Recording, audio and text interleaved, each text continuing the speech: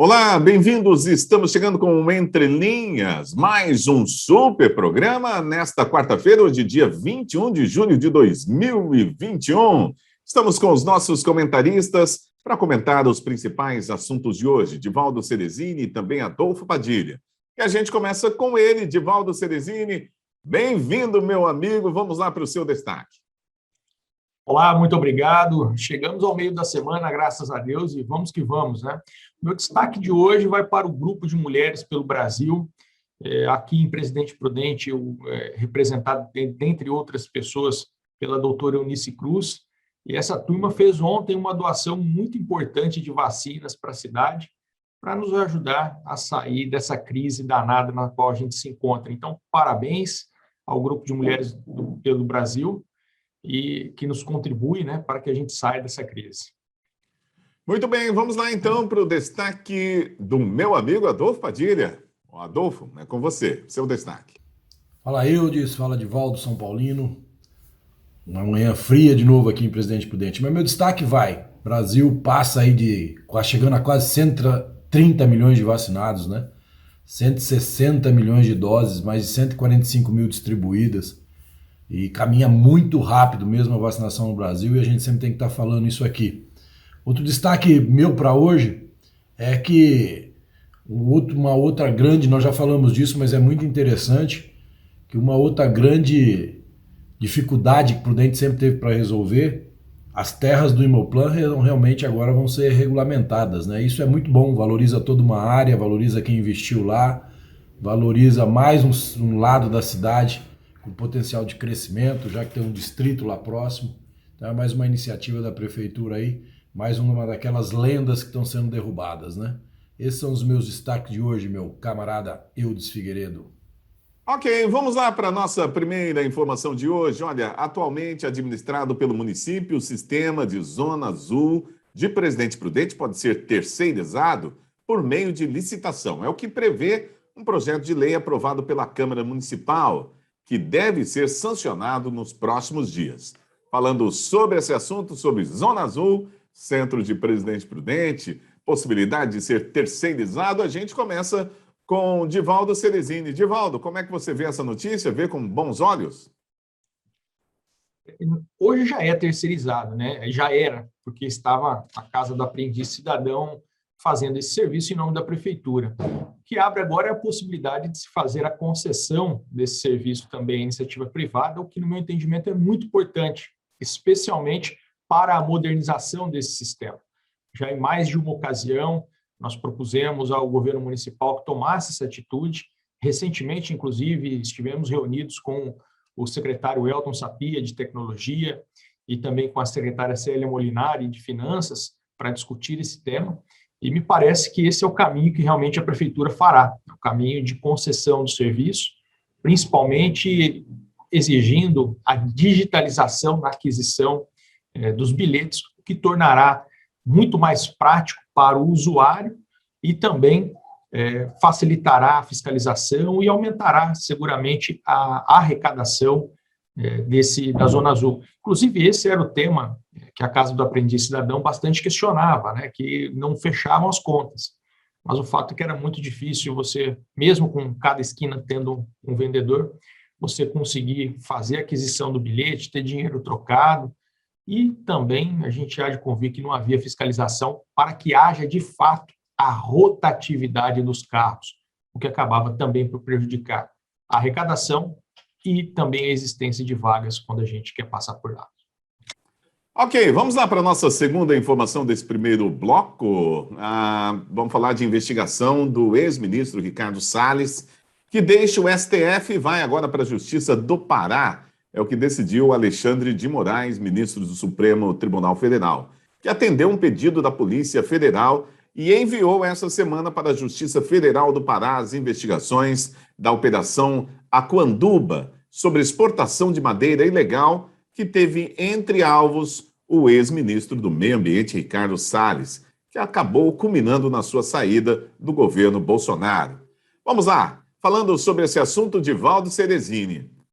A ida do processo ao Pará, no meu entendimento, é perfeitamente natural, uma vez que ela se estava lá no STF em razão da prerrogativa de foro que o ministro tinha, que o ex-ministro tinha na condição de ministro.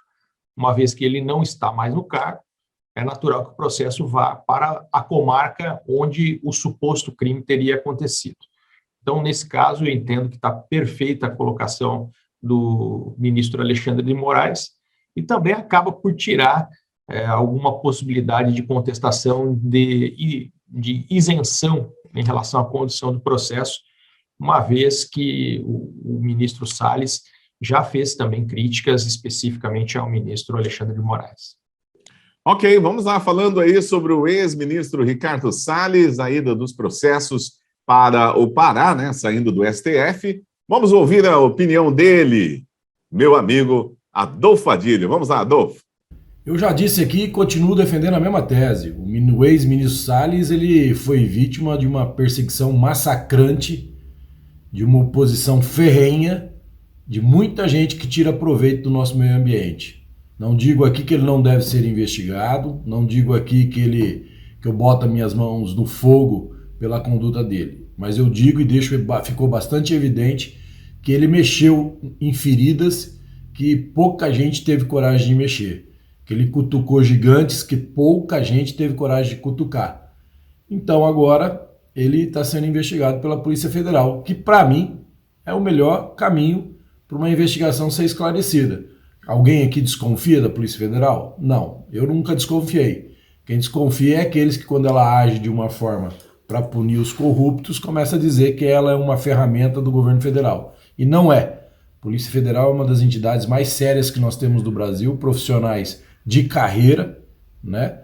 Então eu acho que o Salles, quando volta o processo dele para a primeira instância e quando volta para que a Polícia Federal faça a investigação, se realmente ele não deve, ele não tem o que temer. Mas deixo registrado, ele enfrentou gigantes que pouca gente teve coragem de enfrentar. Ok, vamos para um rápido intervalo, a gente volta já já com mais Entre Linhas, comentando os assuntos de Divaldo Ceresini e também Adolfo Padilha, aqui na Prudente News 1070, na TV Brasileira e nas redes sociais. Voltamos já já.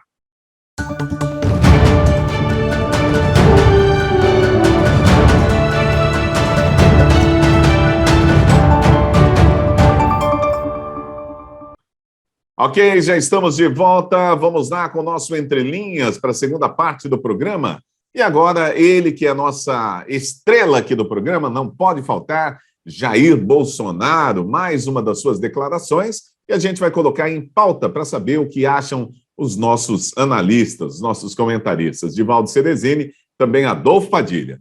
O presidente Jair Bolsonaro usou as redes sociais na noite de terça-feira para reiterar que vai vetar o aumento do fundão eleitoral de 2 bilhões para 5,7 bilhões em 2022. O valor foi aprovado pelo Congresso na semana passada, durante a votação da Lei de Diretrizes Orçamentárias. Bom, vamos lá. Comentando esse assunto, a gente começa com Adolfo Padilha. Adolfo, é com você. Nesse caso aqui, Divaldo e Eudes, a mensagem do Bolsonaro é bem clara, né? Ele sabe que quando ele vetar o fundão, as ameaças de impeachment vão aflorar. É o jogo de Brasília por Brasília, como eu sempre falo aqui. Brasília nunca foi Brasil. Brasília sempre foi Brasília, interesse daqueles que estão lá. E tá difícil mudar isso.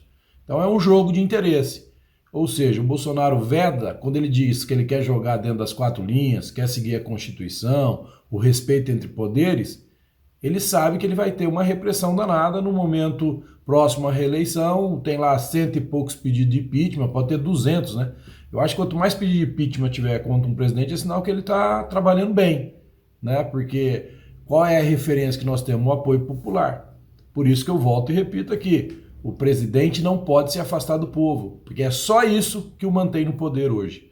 Porque o poder que nós não conhecemos, que é o poder dos bastidores, da política, dos interesses, veja aí o Lula solto, né? Os absurdos que a gente vê. Esse poder que nós não conhecemos, se não fosse o apoio popular do presidente, ele já estaria afastado. Mais do que nunca agora, seus apoiadores têm que demonstrar isso, seja via rede social, nas manifestações, porque a guerra só está começando. Se vocês acham que até agora a coisa estava só pesada, agora que vocês vão ver a guerra começar. Vetou esse absurdo do fundão, pode analisar, escrever o dia que eu estou falando isso aí. Vai começar a pressão para processo de impeachment daqueles deputados que queriam o dinheiro fácil para fazer campanha política. E a gente tem que caminhar para um outro upgrade na política brasileira, né? A gente tem que caminhar que políticos não podem ser eleitos por causa do seu poder econômico. Políticos têm que ser eleitos por causa da sua conduta política enquanto no mandato. Político tem que ser eleito quando o povo entender que ele fez um bom trabalho, seja como deputado, qualquer outra função. Não por causa do seu poder econômico. E isso tem que começar a mudar no Brasil. Eleição é cobrança de resultado daquilo de quem já é político em alguma carreira, algum cargo, cobrar dele o que ele fez. E para aqueles que querem entrar, ganhar a confiança das pessoas e demonstrar o que ele quer fazer quando chegar lá. Esse é o upgrade que nós precisamos dar na política e o povo precisa começar a entender. Vamos lá, comentando a situação aí do fundão eleitoral, né? Jair Bolsonaro dizendo que vai vetar aquilo que foi aprovado pelo Congresso Nacional. Vamos conversar mais uma vez sobre esse assunto com o Divaldo Ceresini. Divaldo, o Jair já deu o tom e parece que vai vetar mesmo, né? Pois é, né? Haja pano e dá-lhe Serra do Rio do Rastro para todos os assuntos chegarem lá, né? Em relação a esse tema, inicialmente o presidente ele deu uma declaração, eu diria que um tanto desastrosa, responsabilizando um único deputado, que é o vice-presidente da Câmara, Marcelo Ramos, pelo resultado de 5,7 bilhões, quando todos sabem que isso daí é uma ação conjunta, seja de atitudes tomadas ou de omissões tidas, inclusive pela própria base do governo, como eu já disse aqui anteriormente. Essa iniciativa de vetar o aumento, e é muito importante a gente frisar essa parte, vetar o aumento. Isso significa que ele não vai zerar o fundão, ele só ele tende a vetar essa diferença entre 2 bilhões, que foi o último, e os 5,7 bilhões que foi proposto agora.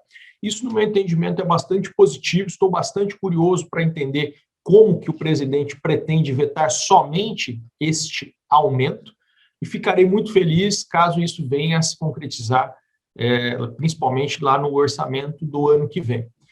Embora a gente sempre queira que esse valor do fundão seja zero, também a gente precisa reconhecer que, nesse momento, é muito difícil que o presidente faça isso, principalmente por estar ameaçado de impeachment por diversas frentes, e especialmente, vou citar novamente aqui o Marcelo Ramos, né, que, em decorrência das palavras do presidente na saída dele lá do hospital, imputando a ele a responsabilidade exclusiva pelo fundão, acabou por, numa birrinha, falar, então tá bom, eu vou pegar aqui esses pedidos de impeachment que tem para eu dar uma olhadinha, e quando eu for presidente a gente avalia se dá para colocar algum para rodar, né?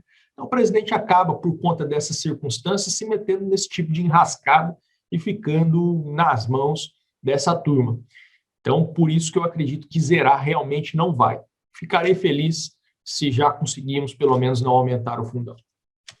Muito bem, vamos lá para a nossa última notícia de hoje. O senador Flávio Bolsonaro, do Patriota do Rio de Janeiro, cumpriu a promessa e acionou a Procuradoria-Geral da República contra o relator da CPI da Covid, Renan Calheiros, um dos principais expoentes antigovernistas na comissão da Covid-19. Na petição apresentada ao Ministério Público Federal, o filho do presidente Jair Bolsonaro acusa o senador alagoano de praticar abuso de autoridade no colegiado.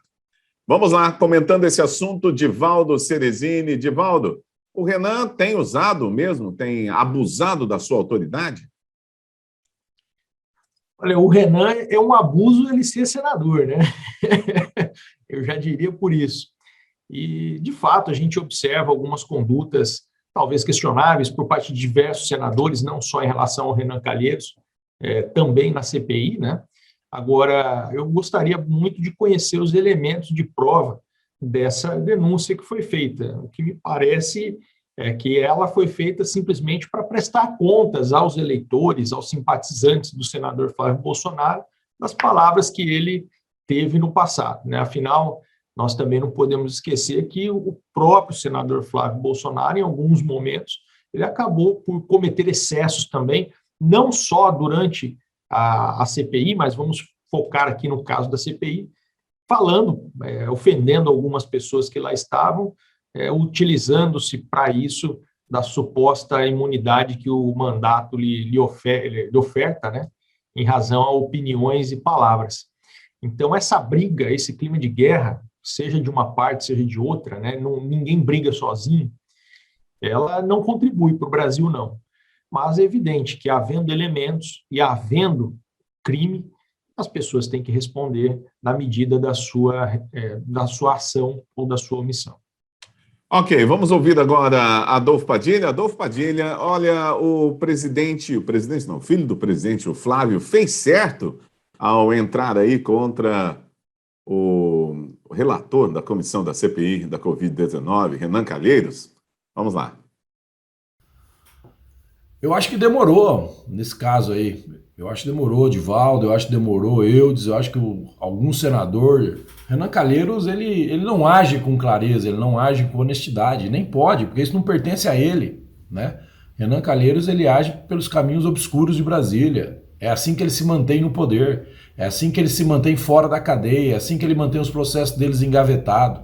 Ele está sentado numa cadeira que ali, ao formar aquela comissão da CPI ali, a mesa diretora, a CPI já começou desacreditada. Olha quantos furos esses caras deram. Só criaram manchetes para o ano eleitoral do ano que vem. Cadê a gravação do Miranda? Eu acho que foi pro foguete do rapaz ontem que subiu lá pro espaço, o milionário. Acho que ele levou a gravação junto. Agora estão dizendo que perderam o celular, né? Agora abriram investigação contra o Miranda, calúnia e difamação. E tá certo. Como tá certo que tudo tem que ser apurado, tá certo que quem também quer fazer bandidagem, quer fazer manchete de jornal, também tem que ser processado. Porque isso é irresponsabilidade, inclusive, contra o Estado de Direito. E o que o Renan faz lá na CPI é isso. Ele quer criar um crime que não existe. Isso é agir contra um poder constituído pelo voto, um poder que representa a nossa democracia e passa a ser um ataque, que eles gostam tanto de falar, de Estado de Direito democrático.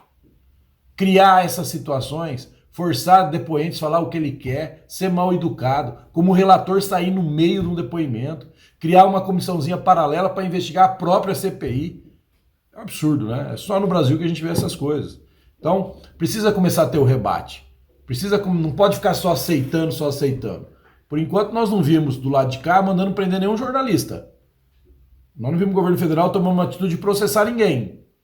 Enquanto isso, os do lado de cá, né, os da direita, tem gente que foi presa injustamente, jornalista, tem deputado preso, que é um absurdo. É um absurdo aquele deputado estar preso, o deputado Daniel.